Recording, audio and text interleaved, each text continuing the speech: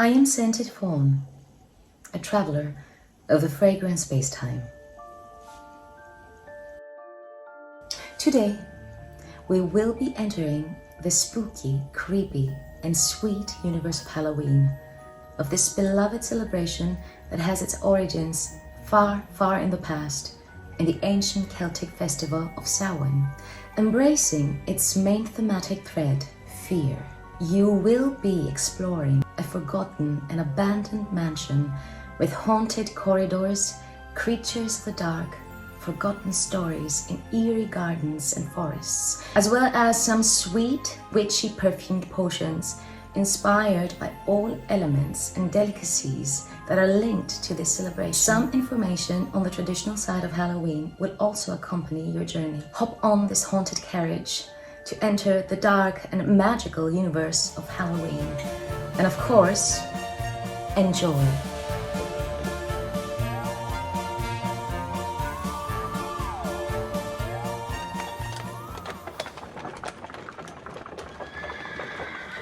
We've arrived. Follow me as we enter the haunted mansion. Imagine the marble stairs as you walk them up to reach a big wooden engraved door with a golden key in your hands. It is a full moon night. You take a last glimpse of the front garden behind you. You see some motionless statues that glow under the moon. You open the door that produces the most terrible squeak, while clouds of dust invade your nostrils, making it difficult to even breathe. The mansion is abandoned, and somebody has told you that it is inhabited by ghosts. You are seeking for something. You light a candle with a match and avoid the grand stone stairs that would lead you to the second floor of the mansion. Instead, you take the corridor on your left. Paintings with unfamiliar faces from the past seem to stare at you as you throw the beams of candlelight on them. They have so gotten used to the dark. You still go on because you are seeking for something, and suddenly you reach your goal, a forgotten library with bookshelves that are covering all the walls from the floor to the ceiling. A scent hits you.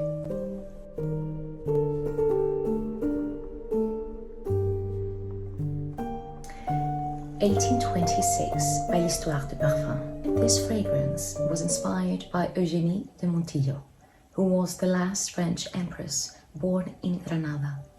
This is such a unique blend. From this very interesting house, Histoires de Parfum, the perfume almost feels like it's haunted. It's not easy, it's not familiar, it's not inviting, but it is so very intriguing. You really want to learn all its secrets. Smelling it from the cup, I get the most ethereal aesthesis of patchouli, which feels like wood shavings and maybe paper. This patchouli is so dainty and ethereal. It's not rough or thick, which is very interesting for the note of patchouli. It is truly lightweight, like the forgotten soul in the pages of an old book, of an old story. On the skin, the incense makes its presence more distinctly, which gives to the fragrance an even darker aesthetic and mood. A cold violet feel, creamy white woods, and beautifully repressed patchouli, some cinnamon and ginger, which give it a very interesting sparkle. People have said that this fragrance reminds them of a library, and I could not agree more. It truly gives you the aesthetic of a dusty old library with bookshelves, old books, old paper pages, old print paper. This is the sensation I get. There's almost an ink aesthesis to this perfume. And I'm not sure which note does this. Maybe the cinnamon combined with incense, this spicy, incensey character, is like the pages of an old, dusty book that is ready to tell more spooky stories. 1826 by Histoires de Parfum. You have just grabbed a book full of spider webs and dust, and you are ready to open it and read the first page.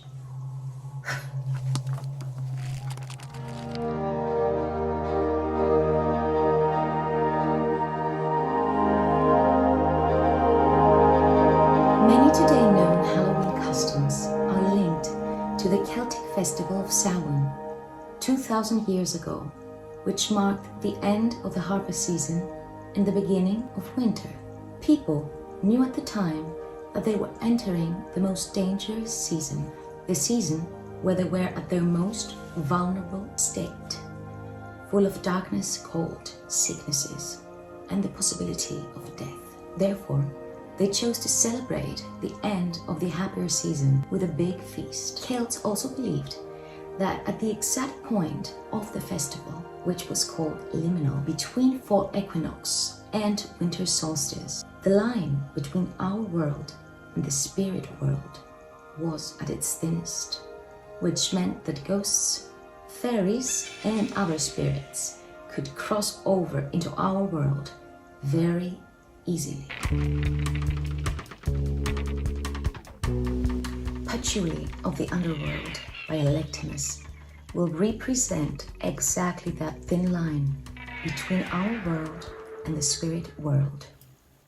My first impression is that of a creamy and very sharp aromatic greenness. Very intense woody and aromatic qualities. The peppery and citrus sparkly feel, along with the patchouli minty quality, blend in a very mysterious and beautiful way with a soft leathery note. A very nicely done leathery note in this fragrance. The perfume notes are so beautifully crafted together. It almost reminds me of the texture of an embroidered veil. It has this fine spun quality about it, which, along with the name of the perfume, brings me the impression, the image of a very luxurious underworld kingdom. The shadowy and minty and dusty portion from the depths of the earth. Parallel misty universe where all spirits and fairies and otherworldly beings live. Almost gives me the impression of roots traveling inside the earth, trying to reach the light. There's a musty greenness. There is an interesting effervescent sweetness at the same time. And while it is cool and chilly, it also has some inviting qualities like the texture, which is very sleek, the soft leathery note. An absolute wonderful creation by Electimuss, especially for patchouli lovers, with this beautiful bottle with its green color and the heavy, imposing attitude.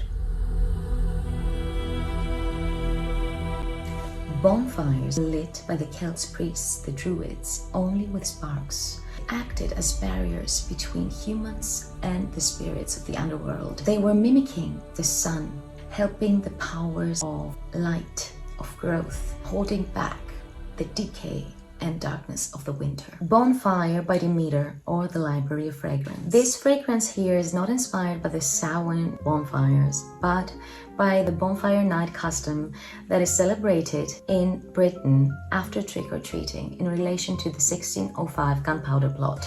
Nonetheless, this fragrance highlights the power of bonfires, and it also has a fire smoke quality, which makes it absolutely appropriate for our journey. So with the first whiff, I get something woody and aromatic, a sweet conifer woody feel, very relaxing. This nuance very soon starts acquiring some smoky aspects. The whiff you'd catch from a wind coming from a faraway bonfire event. You are not actually near the fire, close to the fire, you are experiencing it from afar. This sweet conifer feel underneath the smoky aspect is very intriguing to me. It gives me a forest aesthesis, it gives me a fairy tale-like characteristic. The fragrance very soon starts entering the gourmand territory. You feel like there's a baked good delicacy near the bonfire. Maybe a pumpkin or cinnamon pie thrown in the bonfire. With time it definitely becomes more gourmand. It's very wintry, very cozy, very edible and aromatic at the same time. Celts used to carry still burning embers from the bonfire to their home to start new fires in their hearths. This fragrance actually reminds me more of this cozy warmth of a new lit fire inside the house, the hope and safety it could provide after the festivities. Bonfire by Demeter. You close the book for a while to wander in the library. You have a sinister feel that someone is watching you behind the bookcases. You see a big window with wooden tabs, one of its glass squares broken. You approach and see the garden behind the mansion. pumpkins and vegetables have grown, and in the background, right in the fringes of a forest, you notice a figure watching you. You let the book fall from your hand. The figure is holding a lantern, and the light in it may be your only hope, or maybe not.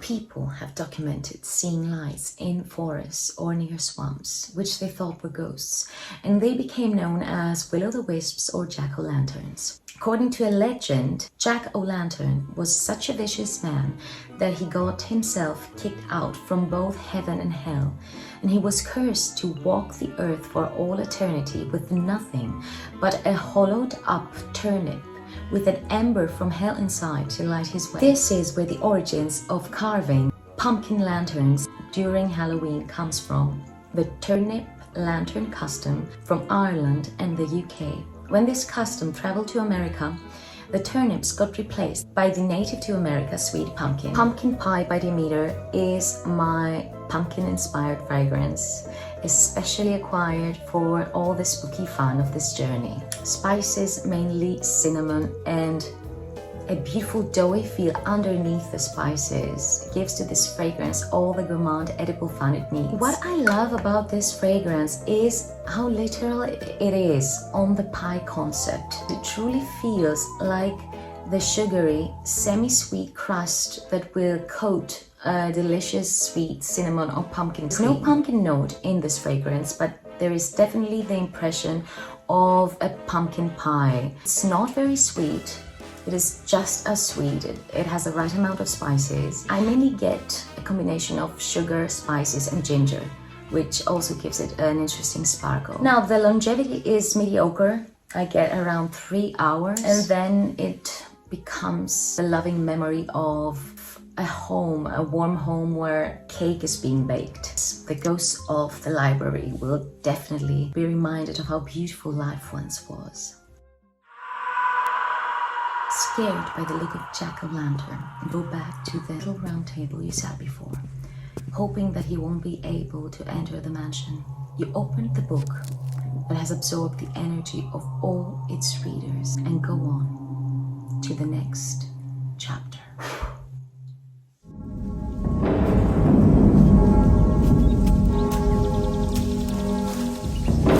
In the 19th century, the Western Church designated November the 1st as a time to honor the saints. Soon the All Saints, All Hallows Day incorporated some of the Samhain customs. The day before this became known as All Hallows Eve, Halloween, and kept some of the ancient customs of this festival.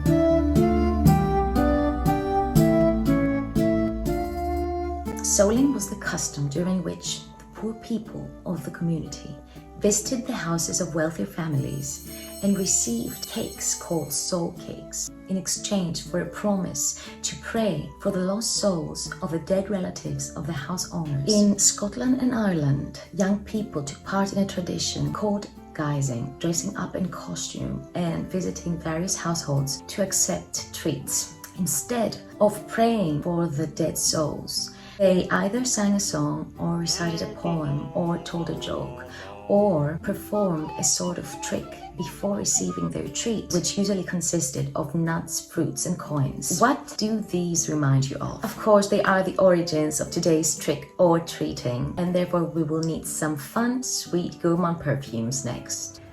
Licorice by Demeter, another fragrance that could not be missing from this journey's swag. Very worth mentioning exactly because of its specificity. Inspired, of course, by the various licorice candy that are traditional delicacies of Halloween. Truly bears the memory of the black licorice candy I used to eat or come in contact with as a child. This bitter, spicy, sweet candy thing. I always had a very strange relationship with those candies because they really intrigued me because of the beautiful shiny black color. It doesn't seem like something that is edible, but it was, so that intrigued me a lot. And at the same time, I wasn't the biggest fan of its taste. Let's confess it, it's a peculiar taste.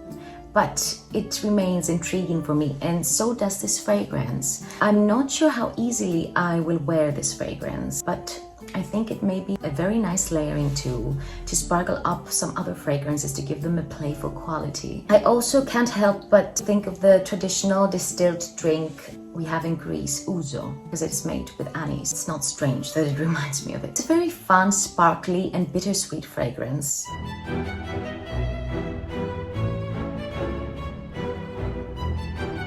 Going on with Trick or Treating with Sweet Sorcery by Alkemia, an indie house that could not be missing from this journey of ours.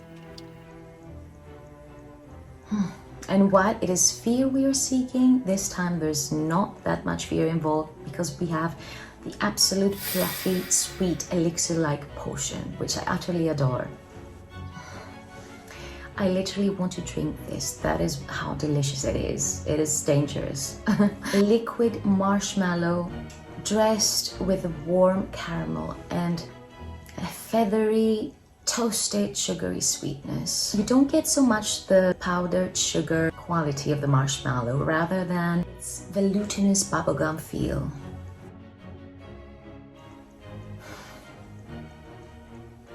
It's adorable. I have no words for this fragrance. I can also sense something discreetly incensey in the background, which gives it some complexity and a bit of darkness. And there's also something that feels in the background like coffee steam, or like the steam from a coffee latte.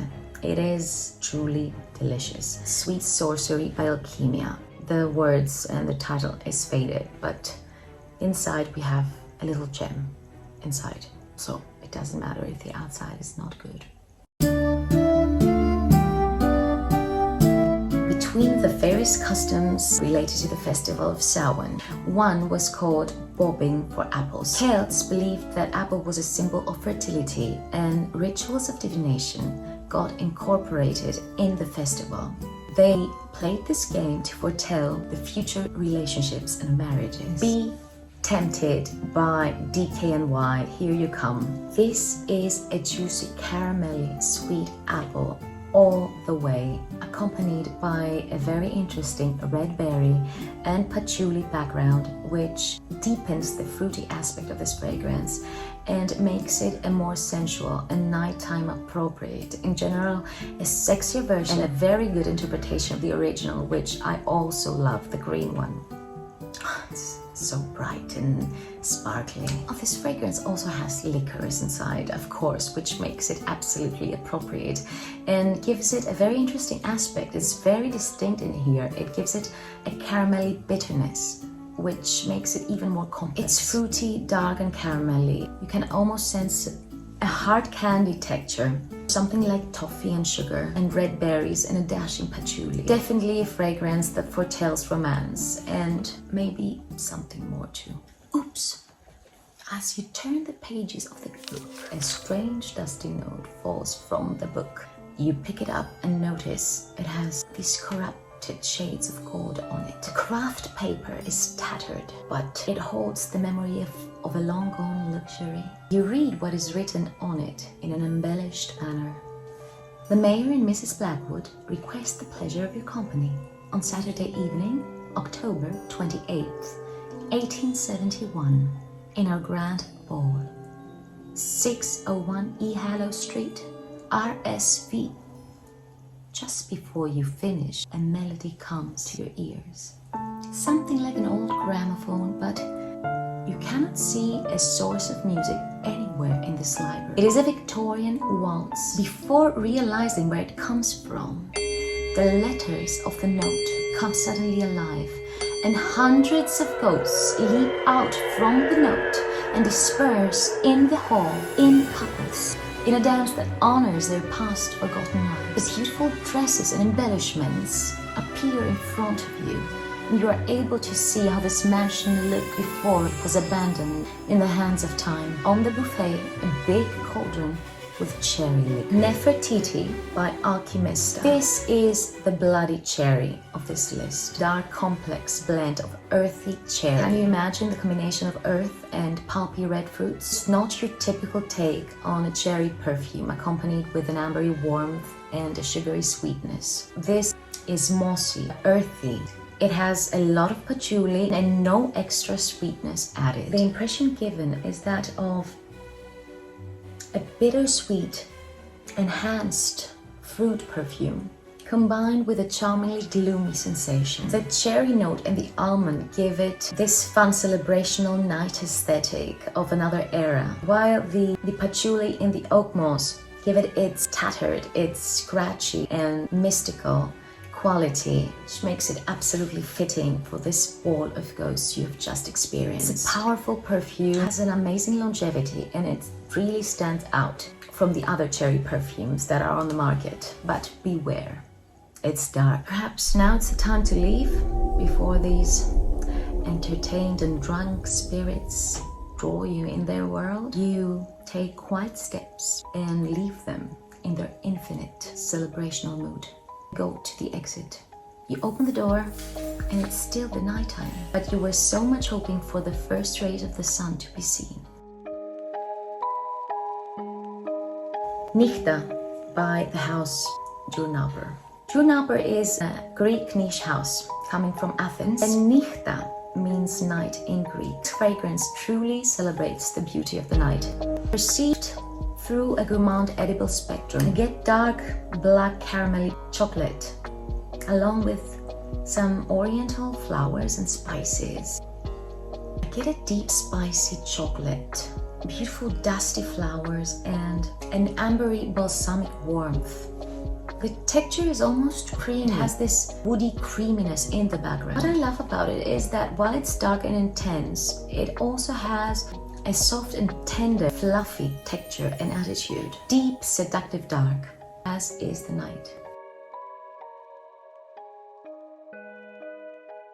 And there you've seen them. The first rays of light appear, and this theme comes to an end. You must be wondering why you entered this ghostly, scary mansion in the first place. But the answer is right in front of you. You wanted to mock fear, as people have done for centuries, because the human mind is so powerful, so magical. It is able to battle with the darkness, so that it can always seek for the light. I hope you enjoyed this spooky trip, and I wish you a beautiful autumnal season ahead, my friends.